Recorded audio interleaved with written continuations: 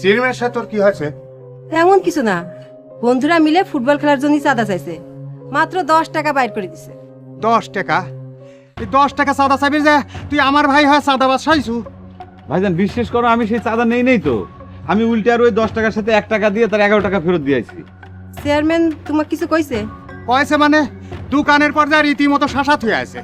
আমিও কইছি যে আমাকে অপমান করা হচ্ছে, এই অপমানের দায়ে পাবনা কোর্টে যায় তোমার বিরুদ্ধে মানহানির মামলা করবো, বুঝছো? কি কওয়া বলতা বল, এইসব মামলা মোকদ্দমায় যাওয়া লাগবি না, এমনিতেই সব ঠিক হয়ে যাবে। হ্যাঁ ভাবি ঠিক কথাই কইছে। তুমি চিন্তা করে দেখো ভাইজান, আমি 10 টাকা নেবো চাঁদা, আমি তো সেই টাকা নেই নাই, ঠিক করেছি না? খুব ভালো করেছিস, তুই আমার ভাই না। এনে খারা, এলে ধর, এলে 500 টাকা দিলাম। আর শোন, ওই যে মোটা কানুকে একটা সাহায্য করা লাগবে, বুঝছো? ঠিক আছে ভাইজান।